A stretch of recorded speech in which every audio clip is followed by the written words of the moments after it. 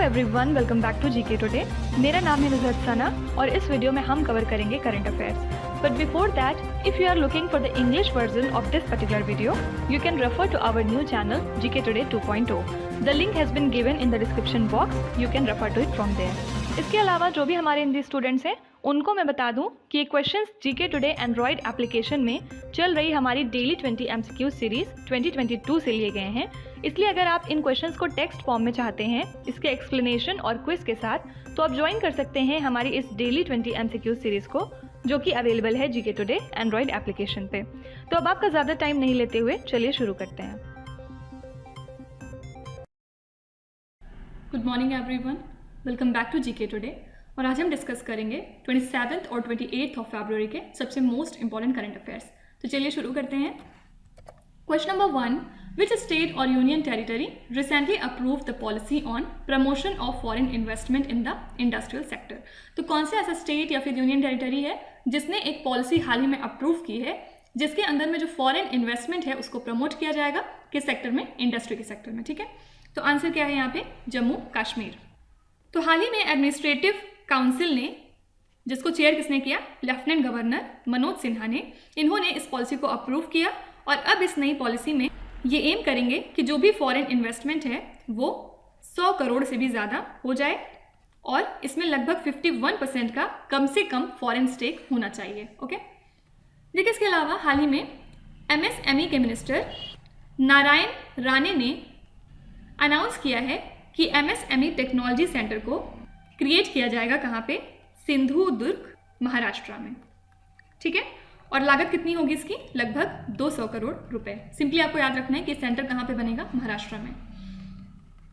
इसके अलावा अक्टूबर 2019 में हमने देखा था कि अनूप कुमार मेदिरत्ता बन गए थे पहले ऐसे सर्विंग जज जिनको कि यूनियन लॉ सेक्रेटरी बना दिया गया था। ठीक है, तो अब 2019 की न्यूज़ अब क्यों इंपॉर्टेंट है? क्योंकि हाल ही में ये पहले ऐसे यूनियन लॉ सेक्रेटरी बन गए हैं जिनको कि अपॉइंट किया गया है एज अ जज। कहाँ पे? हाई कोर्ट में। बस इसीलिए ये इंपॉर्टेंट है। ठीक है, तो याद रखिएगा हाल ही में प्रेसिडेंट ऑफ इंडिया ने 4 लोगों का नॉमिनेशन किया है और अपॉइंट किया है इनको एज अ जज इन दिल्ली हाई कोर्ट, अपनी किस पावर का यूज़ करते हुए? आर्टिकल 217 का। ठीक है, तो इसके अंदर में कौन से 4 लोग हैं? पहले तो हो गए अनूप कुमार मेदिरत्ता, सेकंड है नीना बंसल कृष्णा, थर्ड है दिनेश कुमार शर्मा और फोर्थ हैं सुधीर कुमार जैन। आपको सबके नाम याद रखने हैं। ठीक है, तो जो अब वर्किंग स्ट्रेंथ हो गई है दिल्ली हाई कोर्ट की वो कितनी है? 34 और मैक्सिमम कितने हो सकते हैं? 62। ओके, इसके अलावा गवर्नमेंट ऑफ दिल्ली ने ये भी डिसाइड किया है कि ये दिल्ली को बनाएंगे इंटरनेशनल फिल्म मेकिंग डेस्टिनेशन, अपनी दिल्ली फिल्म पॉलिसी 2022 को अप्रूव करके। ठीक है, इससे क्या होगा? ऑब्वियसली फॉरेन इन्वेस्टमेंट बढ़ेगा, फिर हमारा टूरिज्म सेक्टर ग्रो होगा, बहुत सारी चीज़ें हो जाएंगी। ठीक है, तो याद रखिएगा दिल्ली गवर्नमेंट सब्सिडी प्रोवाइड करेगी up to 3 crore rupees film makers को जो कि दिल्ली में फिल्म बनाएंगे। फाइन। इसके अलावा एक दिल्ली फिल्म कार्ड इंट्रोड्यूस किया जाएगा जिसकी लागत होगी 1 लाख रुपीज़, मतलब ये 1 लाख रुपए तक की वैल्यू का हो सकता है और इसमें स्पेशल डील और पैकेजेस दिए जाएंगे उन एजेंसीज या फिर फिल्म मेकर्स को जो दिल्ली में अपनी फिल्म बनाना चाहते हैं। ठीक है, तो एक तरह से जैसे आप समझते हैं कि आप किसी सैलून में जाते हैं, वहाँ पे आपको कार्ड मिलता है जिसमें आपको स्पेशल पैकेज और ये सब चीज़ें बताई जाती हैं, उसी तरह का एक दिल्ली फिल्म कार्ड हो जाएगा ये। ठीक है, question number 2, which institution release reports documenting India's covid vaccine development and administration journey. तो इंडिया की कोविड-19 वैक्सीन डेवलपमेंट और एडमिनिस्ट्रेशन जर्नी को कौन सी इंस्टीट्यूशन टेक केयर करती है? आंसर है institute for competitiveness. Actually union health minister Mansukh Mandaviya ने हाल ही में 2 रिपोर्ट रिलीज की थी from the institute for competitiveness, जिसमें इन्होंने बात की थी कि इंडिया का जो कोविड-19 वैक्सीन डेवलपमेंट का एरिया है उस रीजन में हम क्या क्या इंप्रूवमेंट्स कर रहे हैं, ये सारी बातें। ठीक है, तो ये जो रिपोर्ट थी इसमें इन्होंने बताया कि 100 करोड़ रुपीज़ के सपोर्ट की ज़रूरत है फ्रॉम PM केयर्स फंड, ताकि हम इंडिजिनसली वैक्सीन को डेवलप कर सकें, मतलब इंडिया के अंदर ही। ठीक है, और ये भी बताया कि हमें कोलैबोरेट करना पड़ेगा इसके लिए इंडिया की फार्मा कंपनीज के साथ में और ग्लोबल कैंडिडेट्स के साथ में इसके क्लिनिकल ट्रायल्स के लिए। ठीक है, इसके अलावा इन्होंने ये भी कहा कि हमें बहुत सारे एप्लीकेशंस के बारे में अवेयरनेस फैलाने की ज़रूरत है, फॉर एग्जाम्पल कोविन और आरोग्य सेतु। ठीक है। देखिए इसके अलावा इंडिया ने हाल ही में इम्प्रूव किया है अपना ओवरऑल इंटेलेक्चुअल प्रॉपर्टी इंडेक्स का स्कोर, ठीक है। तो पहले 38.4% था, अब हो गया है 38.6%। तो याद रखिएगा कंट्री की रैंक क्या थी इस पर्टिकुलर इंडेक्स में, 43 अमंग 55 कंट्रीज। और ये जो इंटेलेक्चुअल प्रॉपर्टी इंडेक्स होता है रिलीज कौन करता है, global innovation policy centre of US chamber of commerce, ठीक है।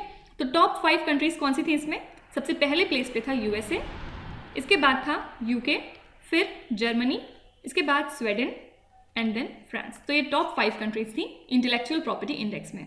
इसके बाद इंडिया की बिजनेस रैंक ने 5वां स्थान ग्रहण किया है इनके क्लाइमेट चेंज के कंसर्न को लेके, ठीक है। तो ये जो रिपोर्ट है ये एग्जामिन करती है कि जो बिजनेस लीडर्स या फिर कंपनी के कंसर्न्स हैं वो किस हद तक हैं क्लाइमेट चेंज से रिलेटेड, ठीक है। तो इंडिया की रैंक कितनी थी इसमें, 5th। इसके अलावा हाल ही में इंडिया की रैंक 4 आई किस चीज़ में, ग्लोबल एंटरप्रेन्योरशिप रिपोर्ट मॉनिटर 2021-2022 की रिपोर्ट में, ठीक है। इसमें टॉपर कंट्री कौन सी थी, सऊदी अरेबिया, इसके बाद था इसमें 2nd प्लेस पे नीदरलैंड और 3rd प्लेस पे था स्वीडन। तो ये टॉप 3 कंट्रीज थी ग्लोबल एंटरप्रेन्योरशिप रिपोर्ट मॉनिटर में, ओके। ठीक है, इसके अलावा food safety and standards authority of India ने ये डिसाइड किया है कि जो पैकेज्ड फूड आइटम्स होते हैं उनको भी अब हेल्थ स्टार रेटिंग प्रोवाइड की जाएगी। और ये जो नंबर्स ऑफ स्टार्स होते हैं ये बताएंगे कि कितना हेल्दी या फिर अनहेल्दी है वो पर्टिकुलर आइटम। तो बेसिकली रेटिंग जो है वो बेस्ड होगी बहुत सारे फैक्टर्स पे कि कितना फैट है इसमें, शुगर है, सॉल्ट कितना अवेलेबल है, ये सारी चीज़ों पे, ठीक है। तो सिंपली पूछा जा सकता है कि जो हेल्थ स्टार रेटिंग है ये कौन से पर्टिकुलर ऑर्गेनाइजेशन का इनिशिएटिव है, आंसर है FSSAI। Question number 3, which country has unveiled a new missile named as Khaibar buster. तो ये कंट्री है ईरान, जिसने कि हाल ही में अनवील किया है अपना नया मिसाइल और इसका नाम क्या है, खैबर बस्टर। और इसकी रेंज कितनी होगी, लगभग 900 माइल्स की, और ये वर्क करेगा ऑन सॉलिड फ्यूल। याद रखिएगा ईरान के पास लार्जेस्ट आर्सेनल है मिसाइल्स का मिडल ईस्ट में, ठीक है। ठीक है, इसके अलावा 3rd edition of joint military exercise जिसका नाम है एक्सरसाइज धर्मा गार्डियन, जो हम कौन सी कंट्री के साथ करते हैं, जापान के साथ में। ये कंडक्ट होगी फ्रॉम 27 फरवरी टू 10 मार्च 2022। इंपॉर्टेंट थिंग क्या है, वेन्यू कहाँ पे होगी, Belgaum in the state Karnataka, ठीक है। तो 2 चीज़ें याद रखिएगा, कहाँ पे होगी और कौन सी कंट्रीज के बीच का एक्सरसाइज है धर्मा गार्डियन, इंडिया और जापान का। इसके अलावा हाल ही में 3 और राफेल फाइटर एयरक्राफ्ट हाल ही में लैंड हुए हैं इंडिया में, कहाँ से, फ्रांस से, ठीक है। तो टोटल राफेल की जो फ्लीट है इंडियन एयरफोर्स के साथ वो अब हो गई है 35। याद रखिएगा जो 36 और फाइनल एयरक्राफ्ट है हमारी डील का वो अराइव हो जाएगा इंडिया में अप्रैल 2022 तक, ठीक है। इसके अलावा इंडियन नेवी ने हाल ही में रिसीव किया है 12th anti submarine warfare aircraft P-8I, किससे, from US aerospace company Boeing. याद रखिएगा ये 4th है जो हमने एडिशनल 4 एयरक्राफ्ट ऑर्डर किए थे उनमें से, okay. Question number 4, which union ministry launched the national strategy for additive manufacturing. तो ministry of electronics and IT ने रिलीज किया है national strategy for additive manufacturing, और इस स्ट्रैटेजी के अंदर में इंडिया ने ये टारगेट बनाया है कि हम इंक्रीज करेंगे हमारा share in global additive manufacturing up to 5% अगले 3 सालों में, ठीक है। और इसमें जो लागत आएगी वो लगभग $1 बिलियन तक की आ सकती है। याद रखिएगा 3D प्रिंटिंग और additive manufacturing based working models use किए जाते हैं इसमें, ठीक है। देखिए इसके अलावा मिनिस्ट्री ऑफ कोल ने ये अनाउंस किया है कि हमारा टारगेट अब कितना है ऑल इंडिया कोल प्रोडक्शन का, 1.2 बिलियन टन्स, कब तक, 2023 से 24 तक, ठीक है। दोनों वैल्यूज इंपॉर्टेंट है। इसके अलावा इंडिया 5th लार्जेस्ट एक्सपोर्टर है मिलेट्स का पूरी दुनिया में, अगर हम 2020 के डेटा की बात करते हैं तो। इसी के साथ हमने जो एक्सपोर्ट्स हैं मिलेट का उसको इंक्रीज किया है बाय 3% पिछले 5 सालों के अंदर, ठीक है। इसके अलावा हाल ही में इंडिया के director general of foreign trade ने यह अनाउंस किया है कि जो इंपोर्ट है ड्रोन्स का वो इंडिया में कंप्लीटली बैन किया जा रहा है, ठीक है। तो चाइना की एक कंपनी है SZDJI टेक्नोलॉजी कंपनी, जो कि पूरी दुनिया की टॉप ड्रोन मेकर कंपनी है, इसको इससे ब्लॉक कर दिया जाएगा और इंडिया में प्रमोट किया जाएगा कि हम ज़्यादा से ज़्यादा ड्रोन्स इंडिजिनसली डेवलप करें, ठीक है। हालांकि जो डिफेंस या फिर एग्रीकल्चर वगैरह से रिलेटेड ड्रोन्स हैं उनकी कुछ एक्सेप्शंस भी देखने को मिले इसमें, ठीक है। याद रखिएगा सेंट्रल गवर्नमेंट ने डीजल को जो रिप्लेस करने का टारगेट था रिन्यूएबल एनर्जी के साथ में इन द एग्रीकल्चरल सेक्टर, वो कब तक कर दिया है, 2024 तक। याद रखिएगा ministry of new and renewable energy launch करती है प्रधानमंत्री कुसुम स्कीम को, जिसके अंदर में फार्मर्स को सोलर पंप्स इंस्टॉल करके दिए जाते हैं। ना सिर्फ सोलर पंप बल्कि अदर रिन्यूएबल पावर प्लांट्स भी। आपको कमेंट्स में बताना है कि कुसुम का फुल फॉर्म क्या होता है, ठीक है। क्वेश्चन नंबर 5, विच स्टेट और union territory has organized the Baba Saheb the grand musical play on the life of doctor BR Ambedkar. तो हाल ही में न्यू दिल्ली गवर्नमेंट ने ऑर्गेनाइज किया था Baba Saheb the grand musical play doctor BR Ambedkar की लाइफ के ऊपर, ठीक है। और ये जो मेगा शो था ये कहाँ पे ऑर्गेनाइज किया गया था, जवाहरलाल नेहरू स्टेडियम में, और एक भारी ऑडियंस यहाँ पे देखने को मिली हमें, ठीक है। आपको कमेंट्स में बताना है कि डॉक्टर BR अम्बेडकर ने किस पर्टिकुलर आर्टिकल को इंडियन कॉन्स्टिट्यूशन के heart and soul of Indian constitution कहा था। बहुत इंपॉर्टेंट क्वेश्चन है, बहुत बार पूछा गया एग्जाम में इनफाइनाइट टाइम्स, ठीक है। इसके अलावा Indian council for cultural relations ने हाल ही में ऑर्गेनाइज किया एक ड्राफ्ट एग्जीबिशन कम फेयर, कहाँ पे, दिल्ली में, ठीक है। एम क्या था, जो यहाँ पे ट्रेडिशनल इंडियन क्राफ्ट हैं उनको फेमस करना डिप्लोमेटिक कम्युनिटी के अंदर में, ठीक है। और ये जो ड्राफ्ट था ये पार्ट था आज़ादी का अमृत महोत्सव के सेलिब्रेशंस का। इसके अलावा गवर्नमेंट ऑफ दिल्ली ने हाल ही में डिसाइड किया है कि ये एक तरह का रीडेवलपिंग स्ट्रीट स्केपिंग और ब्यूटिफिकेशन प्रोजेक्ट लॉन्च करेंगे, जिसमें कि जो दिल्ली के रोड्स हैं उनको रीडेवलप किया जाएगा यूरोपियन स्टैंडर्ड्स के लेवल पे लाके, ठीक है। और इसके लिए जो गवर्नमेंट है वो 60% of the project cost provide करेगी उन एजेंसीज को जो कि इस प्रोजेक्ट को इम्प्लीमेंट करेंगे, ठीक है। इसके अलावा दिल्ली की बात करें तो जनवरी मंथ में हमने देखा था कि दिल्ली के चीफ मिनिस्टर अरविंद केजरीवाल ने हाल ही में पहली इलेक्ट्रिकल बस को लॉन्च किया दिल्ली ट्रांसपोर्ट कॉरपोरेशन की, ठीक है। और दिल्ली गवर्नमेंट ने यह भी प्लान किया है कि वो लगभग 50 और इलेक्ट्रिक बसेस रिलीज करेंगे मार्च तक, और इसी के साथ दिल्ली गवर्नमेंट इंस्टॉल करेगी चार्जिंग स्टेशंस को भी बस डिपोज में, और ये जो चार्जिंग स्टेशंस हैं ये डेवलप किए जाएंगे इन द फेस्ड मैनर, ठीक है। Question number 6, which global association has recently published it's draft data act. तो कौन सी ग्लोबल एसोसिएशन है जिसने कि डेटा एक्ट ड्राफ्ट को हाल ही में पब्लिश किया है? आंसर है यूरोपियन कमीशन। तो इस लेजिस्लेशन में क्या होगा, जो डेटा शेयरिंग और डेटा यूज का प्रोसेस होता है उसको इजी किया जाएगा, और जो स्टैंडर्ड है उसको सेट किया जाएगा at an European union wide level, ठीक है। तो बेसिकली इसमें मैन्युफैक्चरर्स को कॉल दी जाएगी कि वो कनेक्टेड डिवाइस के ओनर्स को अलाउ कर सकें कि वो देख सकें कि क्या चीज़ें गैदर हो रही हैं, मतलब किस टाइप का डेटा गैदर हो रहा है, ठीक है। लेकिन इसके अलावा आप क्वांटम की डिस्ट्रीब्यूशन जानते हैं क्या होता है? ये एक तरह का मैकेनिज्म है जो कि क्रिप्टोग्राफिक प्रोटोकॉल को यूज करके अंडरटेक करता है सिक्योर कम्युनिकेशन, ठीक है। तो ये एक्चुअली न्यूज़ में था इसलिए बताना जरूरी था, थोड़े टेक्निकल टर्म्स हैं लेकिन समझने की कोशिश करिए। हाल ही में एक जॉइंट टीम ऑफ साइंटिस्ट ने from DRDO and IIT Delhi, इन्होंने डेवलप किया है और डेमोन्स्ट्रेट किया है QKD link between Prayagraj and Vindhyachal, कहाँ पे? उत्तर प्रदेश में, और दोनों की डिस्टेंस लगभग 100 किलोमीटर्स है, ठीक है। तो अगर आपसे पूछते हैं कहीं पे भी कि क्वांटम की डिस्ट्रीब्यूशन किस चीज़ से एसोसिएटेड है, याद रखिएगा सिक्योर प्रॉपर कम्युनिकेशन के लिए है। इसके अलावा प्रधानमंत्री किसान स्कीम को लॉन्च किया गया था 24 फरवरी 2019 को, ठीक है। इसमें क्या होता है, जो भी लैंड होल्डिंग फार्मर्स की फैमिलीज हैं उनको इनकम सपोर्ट प्रोवाइड किया जाता है।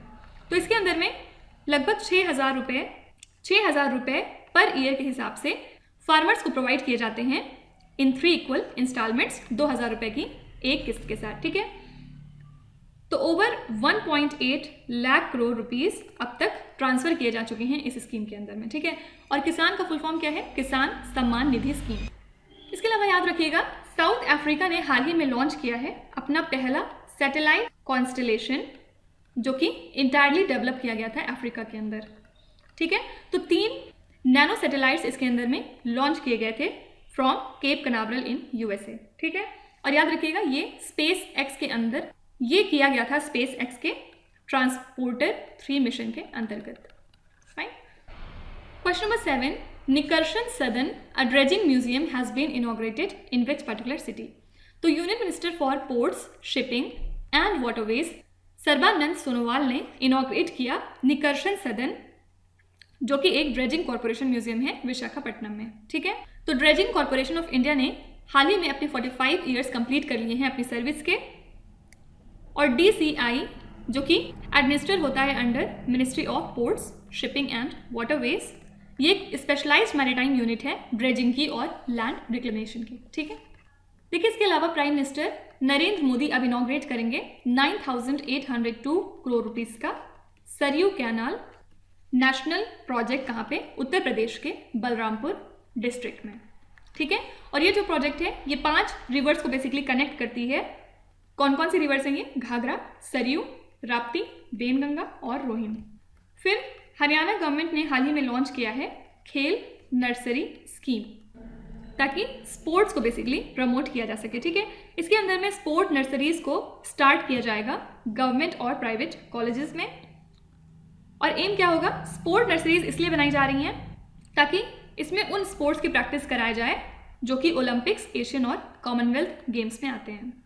ठीक है, तो बेसिकली मोटिव क्या है? जो बच्चे हैं उनको अभी से इन पर्टिकुलर गेम्स या चैंपियनशिप की तैयारी कराने के लिए। ठीक है, आपको कमेंट्स में बताना है कि कौन सी मिनिस्ट्री इंप्लीमेंट करती है वेरियस तरह के skill development scheme, for example नई मंजिल, सीखो और कमाओ और उस्ताद।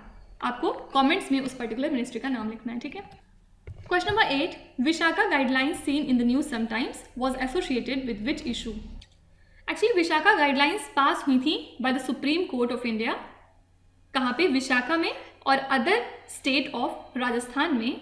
कब? 1997 में। ठीक है, और ये किसके रिगार्डिंग हुई थी? Sexual harassment at work place. तो हाल ही में पहली workshop on prevention of sexual harassment at work place conduct कराई गई under the department of legal affairs, ministry of law and justice. ठीक है, तो sexual harassment at work place हमारे किस फंडामेंटल राइट का वायलेशन है? आंसर है आर्टिकल 14 और आर्टिकल 21। ठीक है, एक बार फंडामेंटल राइट्स क्विकली रिवाइज कर लेते हैं। देखिए हमारे पास टोटल 6 फंडामेंटल राइट्स होते हैं। कौन कौन से हैं? फर्स्ट है राइट टू इक्वालिटी, और ये कौन से आर्टिकल में आता है? 14 से 18। एक्चुअली याद रखिएगा 12 से लेके 35 तक हम बात करते हैं फंडामेंटल राइट्स की। ठीक है, सेकेंड है राइट टू फ्रीडम, और ये आता है 19 से लेके 22 में। फिर थर्ड है राइट अगेंस्ट एक्सप्लॉयटेशन, मतलब हनन का केस, और इसके लिए सिर्फ 2 आर्टिकल हैं, 23 और 24। फिर फोर्थ है फ्रीडम ऑफ रिलीजन, धर्म का अधिकार, और ये कौन से आर्टिकल में आता है?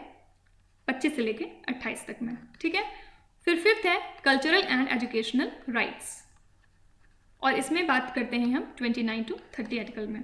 और लास्ट है राइट टू कॉन्स्टिट्यूशनल रेमेडीज, ये है हमारा इकलौता आर्टिकल, आर्टिकल 32, और ये बहुत इंपॉर्टेंट आर्टिकल है। ठीक है, एक हिंट देती हूँ, इस आर्टिकल के बारे में हमने अभी पीछे बात की है, मैंने क्वेश्चन पूछा है आपसे और उसका आंसर यही आर्टिकल है। इतनी हिंट काफ़ी है आई थिंक। क्या बता सकते हैं कि राइट टू प्रॉपर्टी कौन से अमेंडमेंट के थ्रू फंडामेंटल राइट की कैटेगरी से हटा दिया गया था? आपको कमेंट्स में बताना है। देखिए एक और क्वेश्चन मैं पूछती हूँ, थोड़ा क्रिटिकल है लेकिन समझने की कोशिश करिएगा। देखिए कोई भी इंसान है, अगर उसका राइट, फंडामेंटल राइट अगर उसका एक्सप्लॉइट हो रहा है, हनन हो रहा है उसका, तो वो जो पर्सन है, कोई भी एक नॉर्मल सिटीजन, वो हाई कोर्ट जा सकता है। कौन से पर्टिकुलर आर्टिकल के तहत? ये पावर हर सिटीजन को कौन से आर्टिकल में दी गई है? ठीक है, आपको ये बताना है। यहाँ पे मैंने सुप्रीम कोर्ट नहीं पूछा है, याद रखिएगा। लेकिन इसके अलावा पाकिस्तान ने हाल ही में अपॉइंट किया है आयशा मलिक को एज द फर्स्ट वुमेन जज in the supreme court of Pakistan. ठीक है, फिर हमने ये भी देखा था कि सुप्रीम कोर्ट ने एक इंक्वायरी कमेटी बैठाई थी, किसकी चेयरमैनशिप में? जस्टिस इंदु मल्होत्रा। किस लिए? पंजाब की विजिट के दौरान जो प्राइम मिनिस्टर की सिक्योरिटी को लेके इश्यूज उठे थे उससे रिलेटेड। ठीक है, तो ये जो कमेटी है इसका काम क्या होगा? ये सिक्योरिटी ब्रीच के दौरान क्या ऐसी गलतियां हुई थी जिसकी वजह से प्रॉब्लम उठी थी उसको डिस्कस करेंगे और सजेस्ट करेंगे कि क्या नए हमें कदम उठाने चाहिए जो कॉन्स्टिट्यूशनल फंक्शनरीज हैं हमारे, for example prime minister, president, इन लोग की सेफ्टी के लिए। ठीक है, question number 9. Which Indian state is the host of second SAAF and national cross country athletics championship? तो second South Asian athletic federation cross country championship और 56th national cross country athletic championship held की जाएगी कोहिमा में। कब? On 26 March. ठीक है, तो answer क्या हो जाएगा? नागालैंड। और ये जो टूर्नामेंट है याद रखिएगा, ये पहला इंटरनेशनल एथलेटिक्स इवेंट है नागालैंड का। इसमें मोर देन 600 एथलीट्स पार्टिसिपेट करेंगे from the AFI affiliated states और यूनियन टेरिटरीज ऑफ इंडिया के अंदर, along with the south Asian countries. ठीक है, इसके अलावा याद रखिएगा इंडिया और UAE ने अपना comprehensive economic partnership agreement sign किया है ताकि ट्रेड को बूस्ट कर सकें और $100 बिलियन तक पहुंचा सकें अगले 5 सालों के अंदर। ठीक है, तो इस पर्टिकुलर एग्रीमेंट के अंदर अभी हाल ही में ये डिसाइड हुआ है कि जो लीडर्स हैं वो स्टैब्लिश करेंगे IITs UAE में। ठीक है, और ये जो IITs हैं ये गवर्न होती हैं bye institute of technology act 1961। याद रखिएगा अभी करेंटली 23 IITs हैं इंडिया के अंदर। इसके अलावा हमने बात की थी डेफ एक्सपो की। ये कहाँ पे होगा? गांधीनगर, गुजरात में। कब होगा? मार्च मंथ में। ठीक है, याद रखिएगा ये एशिया का लार्जेस्ट डिफेंस एग्जीबिशन होता है। इसके अलावा हमने ये भी देखा था कि हाल ही में टेरी ने होस्ट किया है latest edition of world sustainable development summit. TERI क्या है? The energy and resources institute. और थीम क्या थी इस इवेंट की? Towards a resilient planet ensuring a sustainable and equitable future. ठीक है, लास्ट क्वेश्चन देखते हैं। India Asia express undersea cable is the project of which telecom company? तो हाल ही में रिलायंस जियो ने अनाउंस किया है कि next generation multi terabit undersea cable को लैंड करेंगे। कौन सी कंट्री में? मालदीव्स में, ताकि इसको कनेक्ट किया जा सके इंडिया और सिंगापुर के साथ। ठीक है, तो ये जो नया इंडिया एशिया एक्सप्रेस है मालदीव्स के अंदर, ये प्रोवाइड करेगा ओवर 200 टेराबिट पर सेकेंड की कैपेसिटी के साथ, और स्पीड कितनी होगी? 100 GB पर सेकेंड की। ठीक है, तो ये जो IX सिस्टम है ये ओरिजिनेट कहाँ से हुआ था? मुंबई में, और फिर ये कनेक्ट करता है सिंगापुर को, इंडिया, मलेशिया और थाईलैंड के साथ में। ठीक है, इसके अलावा याद रखिएगा RBI ने हाल ही में इंक्लूड कर लिया है एयरटेल पेमेंट बैंक को अपने second schedule of RBI act 1934 के अंदर। इसके अलावा HDFC, ICICI बैंक और SBI अभी भी domestic systematically important banks category में आते हैं। इसके अलावा हमने देखा था कि यूनियन कैबिनेट ने हाल ही में अप्रूव किया है कि नेशनल कमीशन फॉर सफाई कर्मचारीज को एक्सटेंड किया जाएगा 3 और सालों के लिए। कब से? फ्रॉम 1 अप्रैल 2022। ठीक है, और ये जो बॉडी है किसके अंडर में आती है? Ministry of social justice and empowerment. तो अब आ जाते हैं आपके क्विज पे। ये 5 क्वेश्चंस हैं जिनको आपको ध्यान से पढ़ना है और इसका जवाब आपको कमेंट्स में लिखना है। तो यहाँ पे वीडियो को पॉज करिए, एक एक करके ध्यान से क्वेश्चंस को पढ़िए। जो आपको आते हैं वेल एंड गुड, जो नहीं आते हैं कोई भी बात नहीं, विद टाइम डेफिनेटली आपका स्कोर इंप्रूव करेगा। बस आपको कंसिस्टेंट और परसिस्टेंट रहने की जरूरत है। ठीक है, so that's it for today. I hope you have like the session. आपको आज का सेशन कैसा लगा जरूर बताइएगा कमेंट्स में। साथ ही साथ आपका कोई भी रिव्यू है, फीडबैक है या फिर सजेशन है तो वो भी आप हमें बता सकते हैं। हमें जानकर खुशी होगी और हम पूरी कोशिश करेंगे उसको इम्प्लीमेंट करने की। तो कल फिर हम लोग मिलेंगे सेम टाइम सेम जगह, कल के करंट अफेयर्स के साथ। Till then stay tuned. Thank you so much for watching and please do not forget to subscribe to GK today. With this Meenu Zaid Sana signing of.